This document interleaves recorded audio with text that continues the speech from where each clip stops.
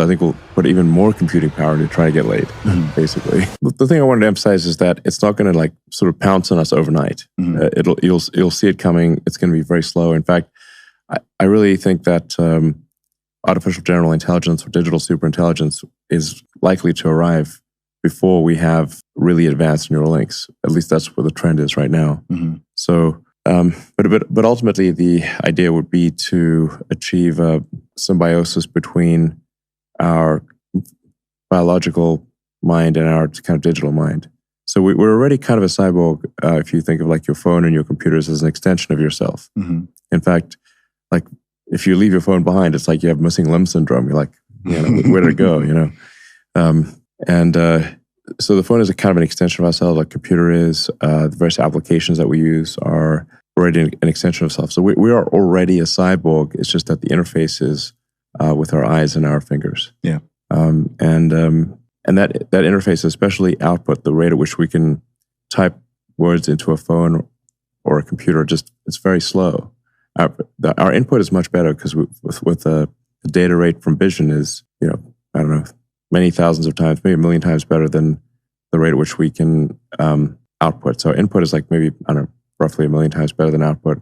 And so what a Neuralink device can do is improve that bandwidth, allow you to be sort of much more symbiotic with the AI extension of yourself. So you can think of like a human brain really could be arguably divided into two parts. One is kind of like the primitive brain, the reptile brain, it's sometimes called. It's like a sort of basic instincts, and then we've got the cortex, like the higher level thinking, planning, and that kind of thing. But the two operate symbiotically. So I haven't yet met anyone who wants to delete their limbic system or delete their cortex. Everyone's quite happy having both. Yeah, they're like, I like it the way it is, But your cortex is way smarter than your limbic system. But the irony is that even though the cortex is way smarter than the limbic system, most of what it's doing is trying to make the limbic system happy. It's like limbic system's hungry. Okay, let's get some food. The limbic system is horny. Okay, let's have sex or whatever. I mean, the sheer amount of effort the cortexes of all the humans have put into trying to get laid is insane. That's got to keep the species going.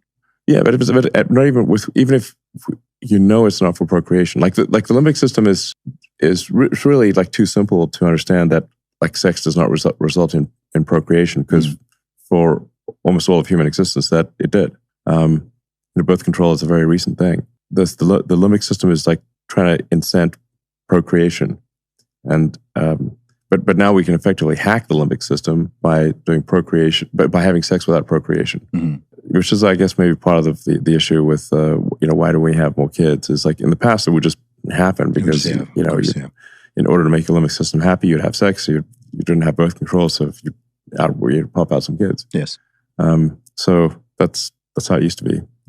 So even though you've got a cortex that's way smarter than the limbic system, the cortex is still basically just trying to make the limbic system happy. And then if you think of like the computers as a sort of a third layer, the AI is a third layer, it's not necessarily the case that the AI would be acting contrary to our interests. I think if it's closely linked with our biological intelligence, I think it could actually be just simply, again, trying to make the cortex happy, which is trying to make the limbic system happy.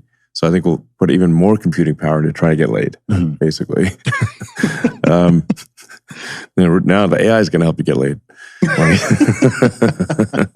It's like physics is the law and everything else is a recommendation. And if you go crazy and you don't, agree with physics, the rockets blow up, the cars don't work. So physics is a harsh judge. It's you get the engineering and the math right, or you don't, and it doesn't work if you don't. So you have to stay grounded in order for the technologies to actually work.